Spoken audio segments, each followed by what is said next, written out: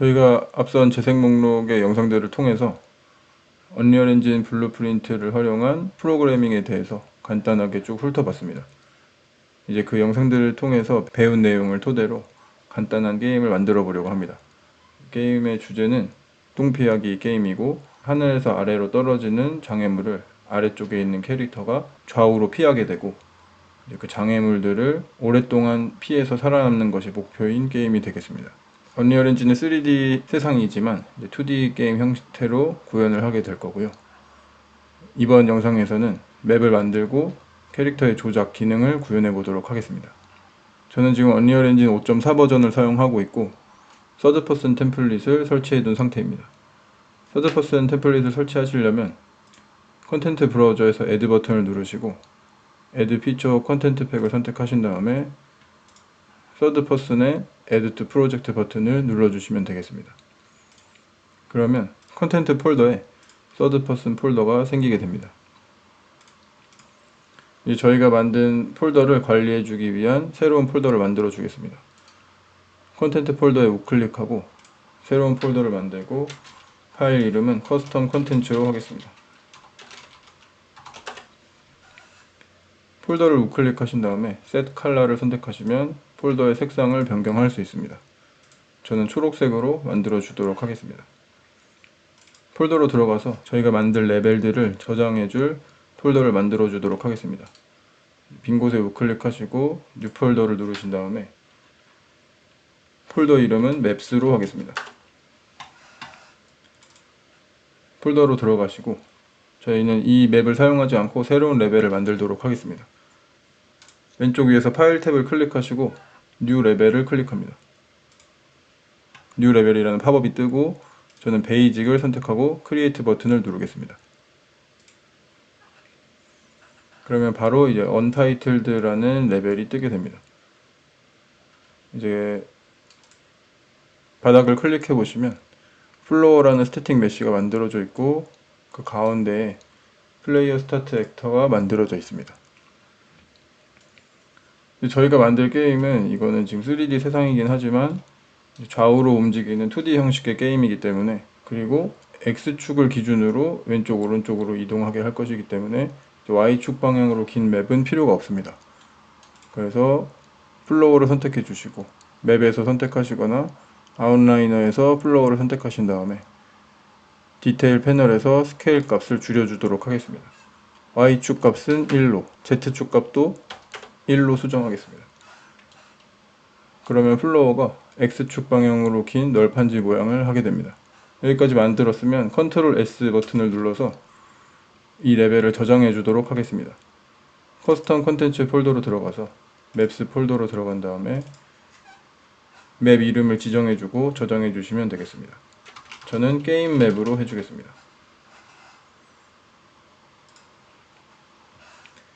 레벨이 저장되면 맵스 폴더에 게임 맵 레벨이 만들어지게 됩니다.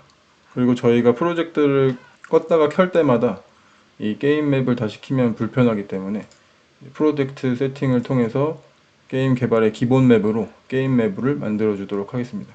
프로젝트 세팅이 열렸으면 왼쪽에서 맵스 앤 모듈을 선택합니다. 그리고 여기 보시면 에디터 스타트업 맵과 게임 디폴트 맵을 선택할 수 있습니다.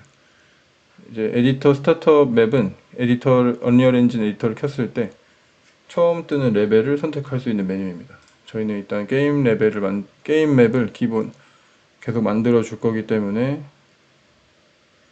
게임 맵을 기본 맵으로 해주겠습니다. 그리고 프로젝트 세팅을 꺼주시고 지금 이 상태에서 레벨을 실행해 보면 플레이어 스타트 액터에 BP 서드 퍼슨 캐릭터가 스폰이 됩니다.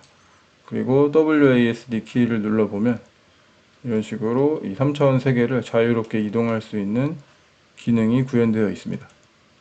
이제 저희는 X축 방향으로 AD 키를 눌렀을 때 좌우로만 움직이면 되기 때문에 캐릭터의 기능을 좀 제한해 주도록 하겠습니다. 서드 퍼슨 폴더로 들어가서 블루프린트 폴더로 들어가면 저희가 게임의 기본 캐릭터로 사용할 BP 서드 퍼슨 캐릭터 파일이 있습니다. 파일을 더블 클릭해서 엽니다. 폴더로 들어가면 이벤트 그래프가 열리고 여러가지 노드가 만들어져 있습니다.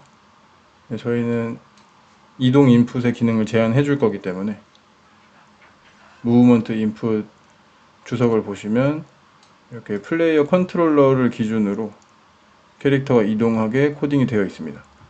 저희는 X축 방향으로만 이동하면 되기 때문에 플레이어 컨트롤러 방향에 관한 노드는 드래그해서 전부 제거해 주도록 하겠습니다. 그리고 맨 오른쪽에 보시면 Add Movement Input도 있는데 이것도 제거해 주도록 하겠습니다. 필요 없는 주석도 전부 제거를 해주시고요.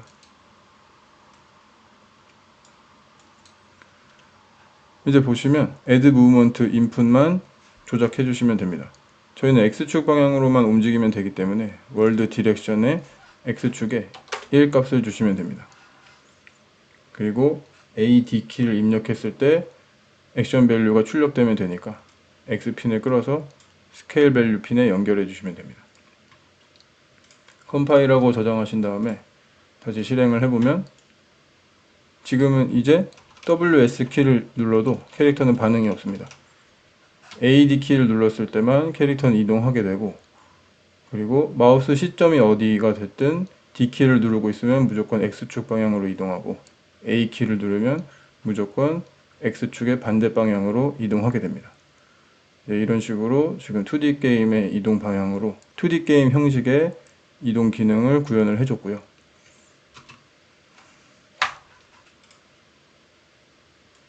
이제 2D 게임 형식으로 게임 세상을 바라볼 수 있도록 카메라를 세팅해 줘야 되는데, 제가 테스트를 하면서 보니까 BP 서드퍼슨 캐릭터에 카메라가 달려있는 경우에는 이 카메라로 높이 조절이 어려웠습니다.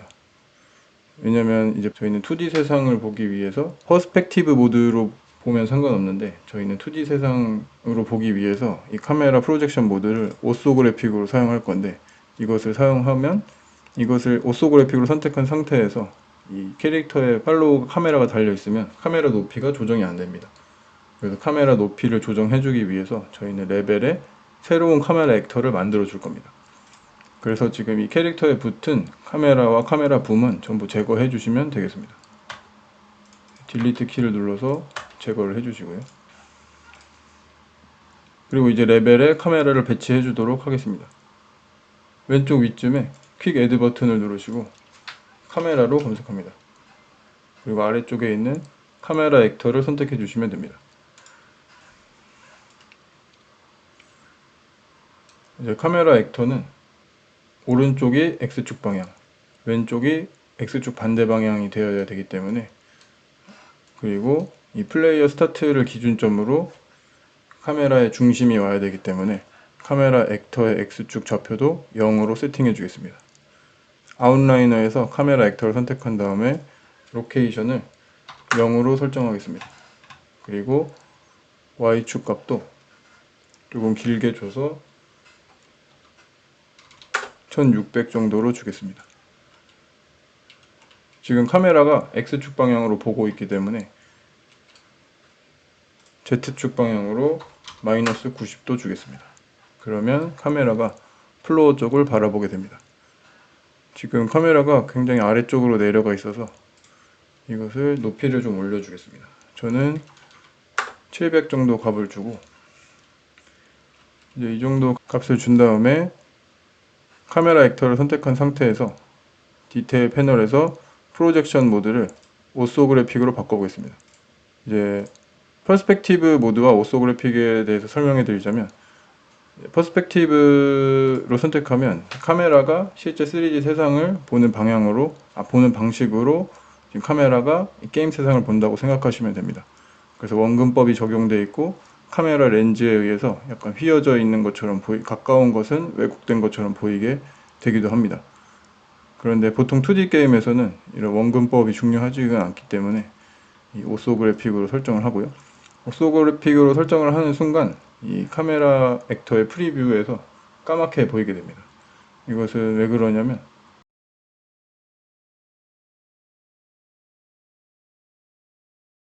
그래서 저희는 3D의 느낌도 살짝 줄 수 있는 방법이 있는데, 여기서 카메라 액터를 선택한 채로 Y축 로테이션을 마이너스 10을 주시면 됩니다. 그럼 이렇게 살짝 바닥이 보이게 됩니다.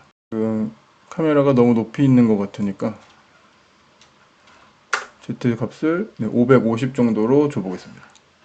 이렇게 하면 이 카메라 프리뷰에서 2D 스타일로, 하지만 약간 높이가 있는 상태에서 3D 세상을 2D 스타일로 보게 됩니다. 하지만 지금 레벨을 실행해보면 저희가 설치된 카메라 액터를 인식하지 못하고 마우스를 돌려보면 이 캐릭터 안쪽에 카메라가 생긴 것처럼 보이게 됩니다. 이것은 게임을 시작할 때 카메라 액터를 저희가 기본 카메라로 지정해주지 않았기 때문에 플레이 안에 임의의 위치에 카메라를 스폰하도록 되어 있어서 그렇습니다.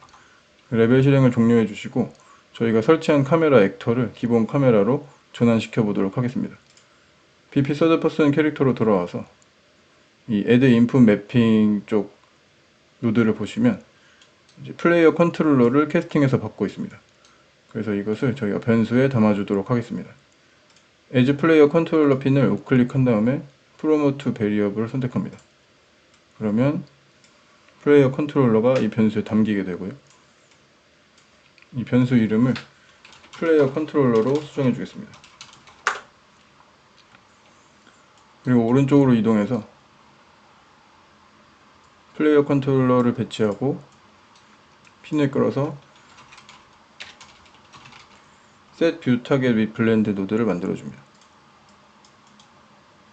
그리고 빈 곳에 우클릭한 다음에 Get Actor of Class 노드를 만들어줍니다.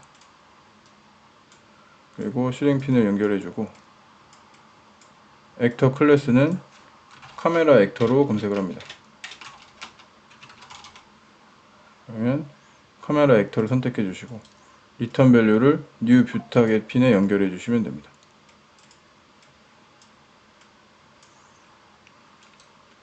그리고 컴파일 한 다음에 저장해 주시고 다시 실행해 보도록 하겠습니다. 이렇게 되면 이제 카메라가 화면 중앙을 바라보게 되고 지금 2D 스타일로 게임 세상을 바라보게 됐습니다. 그리고 AD 키를 입력해 보면 캐릭터가 D 키를 누르면 오른쪽으로, A 키를 누르면 왼쪽으로 이동하게 됩니다. 그래서 지금 이런 식으로 3D 세상을 이용해서 2D 느낌을 지금 만들어 봤고요. 지금 이 상태에서 왼쪽을 계속 누르면 화면 바깥으로 캐릭터가 나가버립니다. 그래서 이 캐릭터의 움직임을 제한해줄 벽을 설치해 주겠습니다. 그리고 이 카메라가 조금 더 가까이 있는 것 같으니까 로케이션 Y값을 이용해서 앞뒤 길이를 지정할 수도 있지만 조금 더 확실하게 멀리 볼 수 있는 것은 이 카메라 액터를 선택하신 다음에 오소 위스를 선택해 주시면 됩니다. 지금 굉장히 좀 가까이 보여서 위쪽에서 장애물이 날라오면 피하기가 좀 어렵기 때문에 저희는 한 2500 정도로 값을 줘서 멀리 보이게 해보겠습니다. 이제 멀리 보이면 맵이 조금 더 위로 올라가게 되니까 이 로케이션 Z 값도 조금 더 높이 줘서 적당한 위치에 오게끔 해보겠습니다. 그래서 다시 실행해보면 이 정도면 이제 위쪽에서 날아온 장애물을 예상해서 잘 피할 수 있을 것 같고요. 나중에 좀 더 적절하게 지정해 줄 수도 있을 것 같습니다. 그러면 왼쪽 위에서 킥 애드 버튼을 누르고 쉐이프에서 큐브를 만들어 주겠습니다. 그리고 큐브의 위치를 Y로 0으로 지정하고 키보드에서 엔드 키를 눌러서 바닥에 배치해 주도록 하겠습니다. 그리고 왼쪽으로 이동해서 벽으로 만들어 주도록 하겠습니다.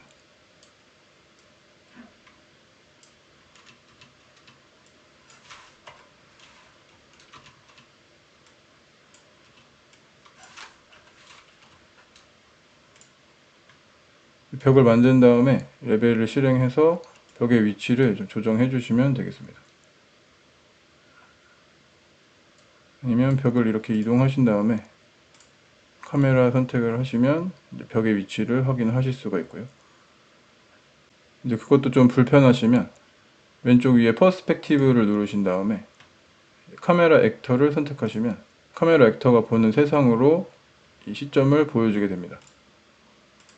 리스로 바꿔주신 다음에 액터를 선택하시고 이렇게 벽을 움직여 주시면 비교적 간단하게 벽을 이동시킬 수 있습니다. 지금 로케이션을 마이너스 1200 정도로 주면 될 것 같습니다. 그리고 이 모드를 끄고 싶으시면 이 위쪽으로 화살표된 모양을 클릭하시면 원래 퍼스펙티브 뷰로 오게 됩니다. 카메라가 가운데에 있기 때문에 이제 반대 방향으로 1200을 주면 될 것 같습니다. Alt 드래그를 해서 액터를 복제를 하고 로케이션에 1200을 주도록 하겠습니다. 그리고 실행을 해보면 왼쪽 오른쪽으로 벽이 만들어져서 캐릭터가 지나갈 수 없게 됐습니다. 그런데 이 빛에 의한 그림자 때문에 그 장애물이 잘 안 보이거나 할 수도 있을 것 같습니다. 그래서 레벨 실행을 종료하고 왼쪽 스태틱 메시를 선택하신 다음에 디테일 패널에서 섀도우로 검색합니다. 그 다음에 캐스트 섀도우 프로퍼티를 체크 해제해 주시면 그림자가 사라집니다. 그럼 이런 식으로 플레이어는 그림자가 있지만 벽에는 그림자가 없는 식으로 화면에 표현을 할 수 있습니다. 물론 이 지금 광원의 각도를 바꿔서 그림자를 안 나오게 할 수도 있지만 캐스트 섀도우 기능을 끄면 그림자가 꺼진다는 것을 보여드리기 위해서 한번 이렇게 보여드렸고요. 지금까지 영상을 시청해 주셔서 감사합니다. 다음 영상으로 돌아오도록 하겠습니다.